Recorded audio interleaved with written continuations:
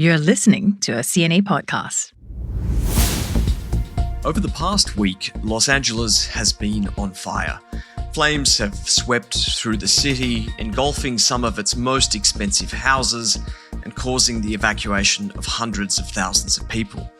The fires have been powered by hurricane-strength winds and conditions made worse by climate change. Today, we assess the future fire risk, not just in California, but around the world. Hi, and welcome to Climate Conversations. I'm Jack Board. Hello, Liling Tan. How are you? Hi, Jack Board. I'm okay. I'm still recovering from this bug, so the cough is still lingering. But otherwise, good, although it's been quite a bit of a rough week, hasn't it? Yeah, a really shocking climate-driven event, I guess, to kick off the year. 2025 has been rough so far for us in newsrooms. Now, you used to live in California, so what have you been thinking about watching all these pictures and stories and managing reporters over there that have come in from this really terrible event?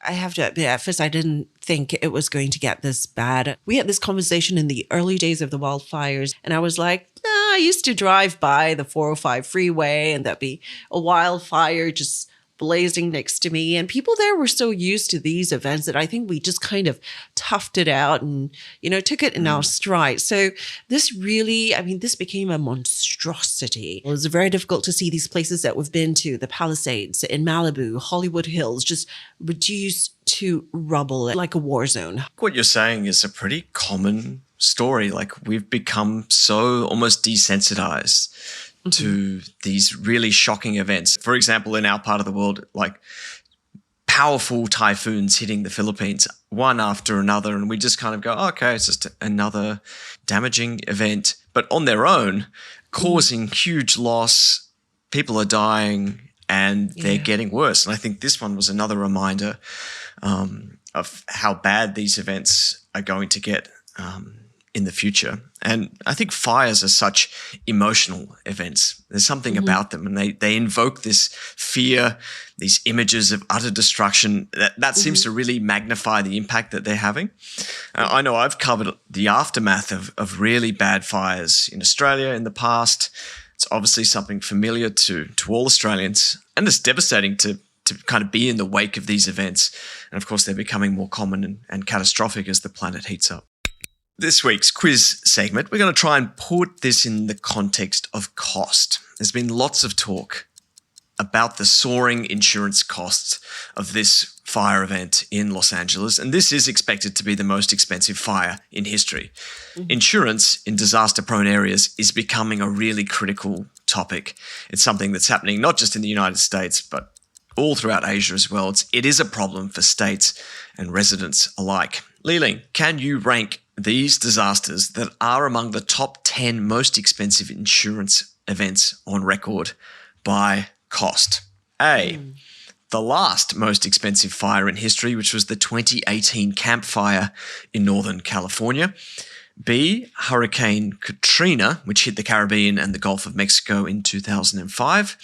C, the Texas polar vortex in 2021. It was a freak winter storm. I'm sure you remember. It caused widespread power losses, chaos across Texas. And D, the 2011 earthquake and tsunami in Japan. That's the Tohoku earthquake and tsunami that led to the Fukushima nuclear accident, right? Correct, that one's correct. going to be right up there. Hurricane Katrina and the Texas polar vortex. I'll have to think about that. I feel like they're quite close to each other. I'm not sure which one was more expensive. I've dropped that polar vortex as just a bit of a wild card for you. Yeah. Okay, answers at the end.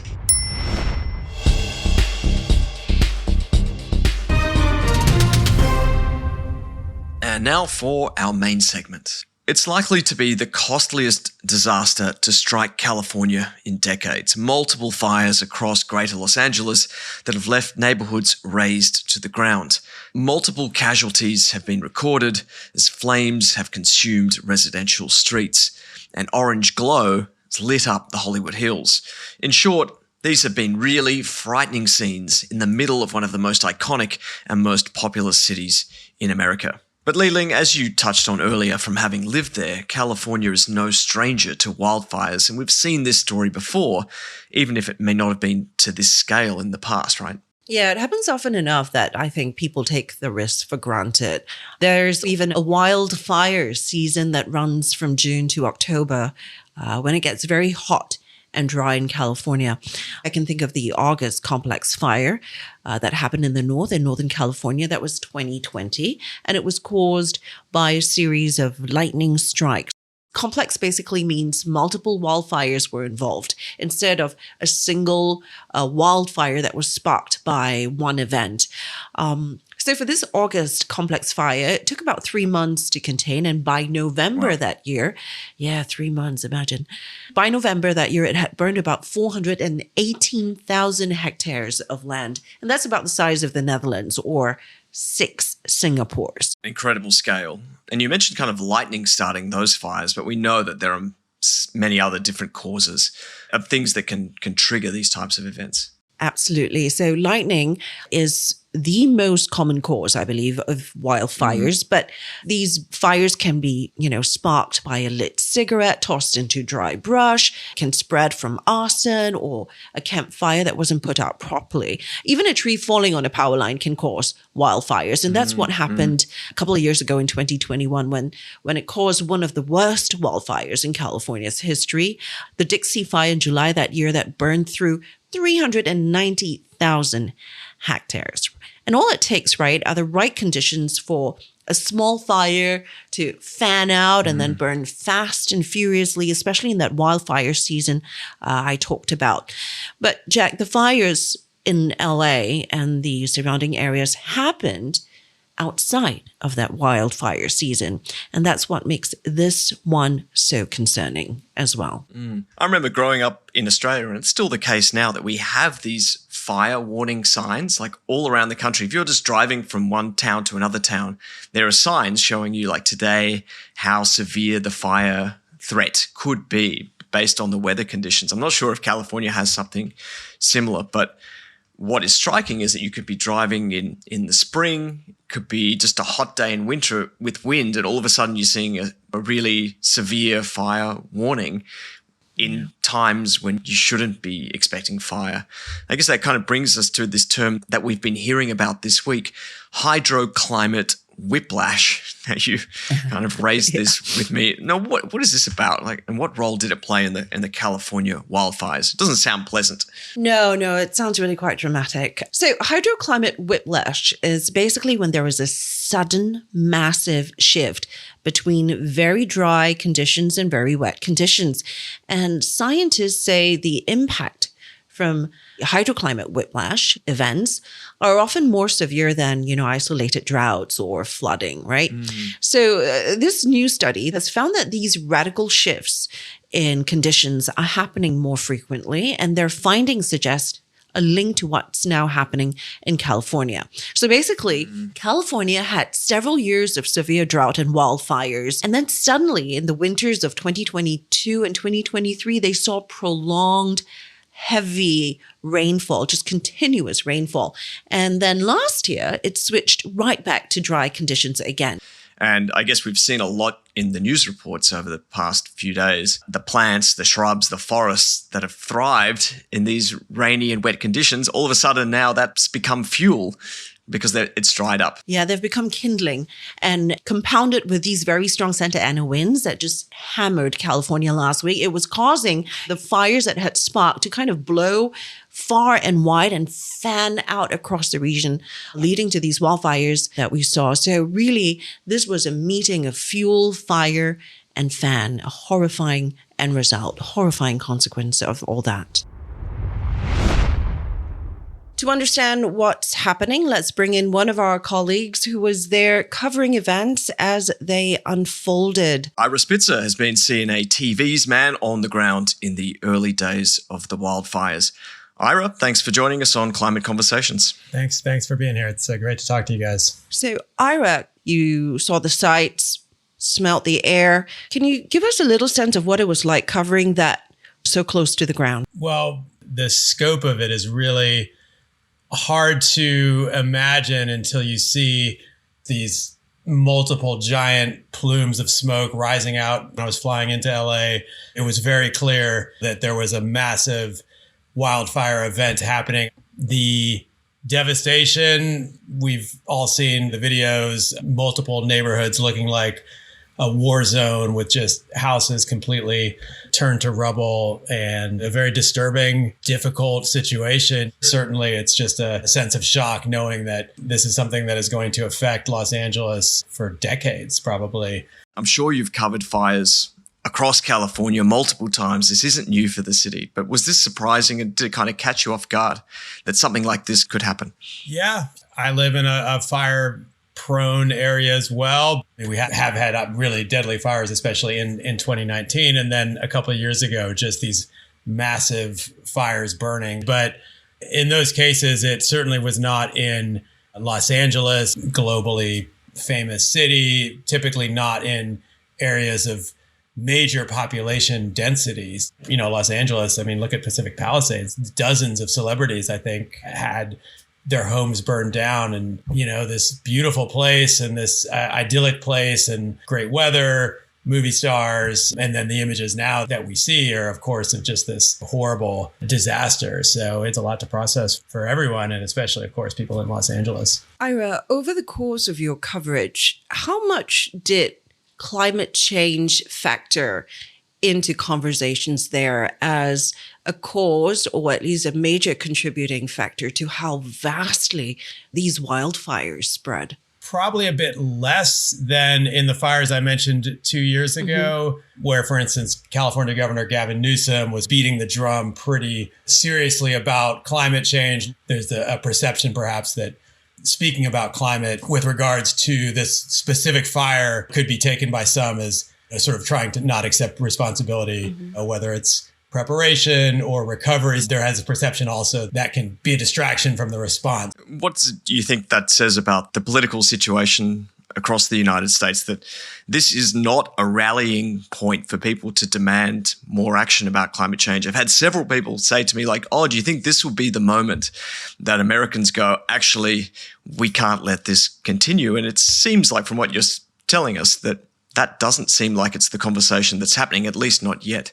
So how do you foresee kind of the next few years and how politics and the political lens might impact some of these events and the actions that happen in states around the country? It's a tough question to answer. The U.S. has just elected a very anti-climate change, or almost a climate denying president, and certainly a very skeptical administration about efforts to mitigate climate change. The political climate is about as bad as it could be for trying to tackle that problem head on. It's hard to say exactly when you might reap the rewards from the emission reduction. So I think that's something that people are, skeptical of. Most people, I would hope, think it will have an impact. But again, it's not an impact that is going to help stop fires in 5 years. From a state level, they have the ability to address some of these adaptation challenges, right? Like for California, they can go ahead and implement better forest management. Am I right? Yeah, I think a big part of this discussion was about all that dry brush that had remained from those wetter years, wetter winters, right? There certainly are calls for better vegetation management, for putting electrical cables underground. It's certainly the state. There are incentives and projects such as trying to make the electrical infrastructure more safe, but finding the money for these projects is the challenge. And, it's not just vegetation that acts as fuel for these fires. It is people's homes. And there are significant ways to build things that they don't burn quite as easily, to require home builders and homeowners to make their homes a bit more fire resilient. Let's talk about insurance just a little bit, because this is proving to be a huge insurance story, incredibly damaging event. And we talk about insurance quite a lot when climate impacts start to, spread even more all around the world and people are having issues with this. And of course, these types of fires are going to happen again. It's inevitable that we'll have more fire events across California. And you're a resident as well. I'm sure it's something you're thinking about. How do you think this insurance issue is going to affect ordinary Californians in the years to come? The best case scenario, I think, is just that insurance becomes more expensive, which is not a great best case scenario for the people that live here, but that seems inevitable. I mean, that was already happening before Los Angeles. So this is only going to make that worse. A bunch of major insurers, including in the Pacific Palisades neighborhood, State Farm dropped over 1,000 people from having home insurance in the past year because they were like, it's too risky. There's no amount of money that's going to allow us to insure this home. Well, some amount of money, but nothing reasonable that they would offer insurance for. So if no major insurers will insure someone's home, the state has like a policy of last resort Californians can access. That's not great for the ratepayer in terms of like what it covers. But now the state itself is supposed to pay for whatever cost of rebuilding for those people that ended up with that policy. So another problem for California is that suddenly there's just a ton of claims on policies that they funded. Also, California, highest housing prices in the country. So that also is a difficulty for insurance companies. And then you have to also contend with landslides and the rising sea levels. I mean, why live so close to the coast? Yeah. Earthquakes. We're waiting for the big one, right? Super disaster prone. Yeah. And that was Ira Spitzer, CNA TV's California correspondent. Let's talk globally a bit now. So in what's called the State of Wildfires report, which was released last year, it was concluded that hugely damaging fires that swept across Canada in 2023, wiping out about 5% of the country's forests, were made 3 times more likely by climate change. And then fires in the Amazon were made at least 20 times more likely to occur because of climate change. The frequency and the intensity of wildfires have more than doubled in the last 2 decades, the report found. So you might say that it was strong winds that have made these fires in LA much worse, and that is true, but there are other factors at play, and climate is intertwined with much of them. And one is this dry fuel that you mentioned, Li-Ling, earlier. Then there's the oxygen in the air and the heat to ignite and burn. All of this is in the midst of a heating planet, which is now at record levels. It's left far more likelihood of perfect fire combination of hot, dry, and windy conditions. And really, this is what has contributed to these fires in California as well being so bad. It's a perfect firestorm, really. And it won't just be wildfires in California that we need to worry about going forward. This hydroclimate whiplash study also says that further increases in these swings are expected with global warming, as much as 113% increase with 3 degrees of warming. And the worst will be felt at high latitudes from North Africa to South Asia. And if that happens, it will worsen flash floods, landslides, disease outbreaks, and yes, wildfires too. And that is with 3 degrees of warming. Yeah. I'm really hoping we don't get there, but we are kind of halfway there already. If you've been paying attention to climate news over the past week or so, we've seen that last year, 2024, marked the first year that the world has passed the 1.5 degree global warming limit, about 1.6 degrees of warming registered last year. So yeah, that's from the EU's climate service. But it doesn't really mean that we're done for now that we've topped 1.5 degrees. What it really means is that we really need to get our act together and cut back on those emissions. The clock is ticking. The difference between 1.6 and 1.7 or 1.7 and 1.8 is huge. So like every little degree that we can, prevent in warming will make a major difference when it comes to these sorts of events. Okay, now it's weather time. We've spoken a lot about weather today, but let's see what's on your radar, Li-Ling. I can tell you first that Bangkok has just been experiencing the coldest weather in 40 years. It has been unbelievable. It's so pleasant. What a difference when you have 16 degrees. Does it come with rain? Is it raining? No, it's not raining. It's beautiful, cool breeze. It's a pleasure to live in this city at this time, at this, few days of the year. The region closer to where I am, is at the tail end of an unusual monsoon surge that's brought heavy downpours, especially across Singapore and parts of Malaysia. Here in Singapore, it's been raining pretty much nonstop for the past few days, the past week now.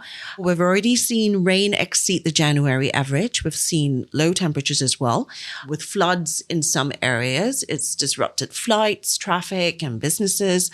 And flooding in Malaysia has also prompted thousands of people to evacuate from affected areas, including in Johor Bahru and Kota Tinggi. Now, we are expecting showers to continue across these areas and parts of Indonesia as well until Saturday. But it does look sunny and pleasant elsewhere in the region, like where you are, and in Vietnam. That's the outlook. Sunny and pleasant. That's the outlook I need to hear right now. Yeah. Thanks for the weather well, you're update. in luck. Okay, back to our quiz question. Repeating the question for you, can you rank these disasters that are among the top 10 most expensive insurance events on record by the insurance cost? We have the Camp Fire in Northern California, Hurricane Katrina, the Texas polar vortex, and the Japan earthquake and tsunami. All right, I'm going to go with the 2011 earthquake and tsunami in Japan because of the Fukushima meltdown. I'm going to say that remains the most expensive disaster of our time. Insurance event. Remember, Liling, insurance event, not the overall damage cost. Okay, so just a wild guess based on what I understand the total damages were, pretty much. I'm still going to go with the tsunami, the Japan tsunami and earthquake, because of, not just the event itself, but what happened the years after that. And then I'm going to go with Hurricane Katrina because that took a lot of rebuilding. And then the Texas freak polar vortex. I don't think the Camp Fire of 2018 came anywhere close to those. You have got 3 out of 4 correct, so that's a tick from me. That's a good effort. It was Hurricane Katrina, the most damaging in terms of insurance costs, around $45 billion in claims. The tsunami was about $35 billion. The polar vortex at $15 billion, and then the Camp Fire around $12.5 billion. And this fire in California, of course, still early days, but could end up costing well over $20 billion, depending on what unfolds. Yeah, I saw that $20 billion figure earlier. It's crazy. Okay, that's it for this episode of Climate Conversations. Great to have you here. We'd love it if you could give us a quick rating or leave a comment wherever you are listening. Thank you for joining us once again. Looking forward to our next chat. Bye for now. Liling Tan. And I'm Jack Board. Thanks as always to the team that put together this podcast as well. Saye Win, Tiffany Ang, Junaini Johari, and Crispina Robert.